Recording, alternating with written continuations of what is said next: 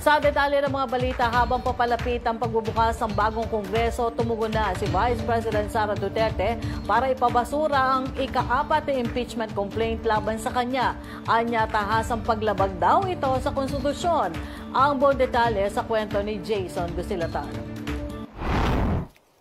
Formal lang naghain ng kahilingan si Vice President Sara Duterte na ibasura ang ika-4 na impeachment complaint laban sa kanya na aniya ay lumalabag sa probisyon ng 1987 Constitution na nagbabawal sa higit isang impeachment laban sa parehong opisyal sa loob ng isang taon. Isinampa ng legal team ni Duterte mula sa Fortuna Narvasa and Salazar Law Offices ang 35 pahina bilang tugon ad cotellam with caution sa opisina ni Senate Secretary Renato Bantog Jr. Kumpirmado rin na natanggap ng House of Representatives ang nasabing dokumento. Ayon sa tagapagsalita ni Duterte na si Attorney Princess Abante, ang nasabing complaint ay ika-4 sa sunod-sunod na mga reklamong impeachment na inihain laban kay Duterte. Bunsod ng umano'y misuse ng mahigit 612 million pesos na confidential funds.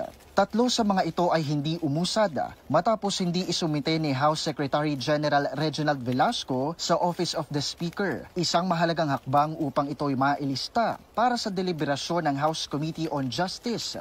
Ang ika-4 na complaint na inihain noong Pebrero 5 ay inindorso ng mahigit 200 mambabatas na siyang dahilan kung bakit ito ay direktang ipinasa sa Senado para sa impeachment trial. Sa reklamo, pinangalanan si Duterte sa mga umano'y kasalanan tulad ng culpable violation of the Constitution, betrayal of public trust, graft and corruption at iba pang high crimes.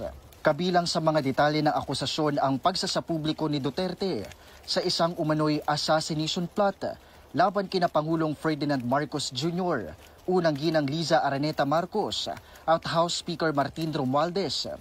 Kasama rin ang umano'y panunuhol sa ilang opisyal ng Department of Education, tagong yaman na hindi nakasaad sa kanyang statements of assets, liabilities and net worth, at pagkakadawit umano sa mga extrajudicial killing noong termino ng kanyang ama na si dating Pangulong Rodrigo Duterte. Habang inaasahan na ang Senado ang magsasagawa ng impeachment trial, nananatiling tanong kung ito'y maipagpapatuloy agad. Lalo't kini-question ngayon ng kampo ng Vice Presidente ang legalidad ng proseso sa Korte Suprema. Ako si Jason Gusilatar para sa Kwentong Politiko.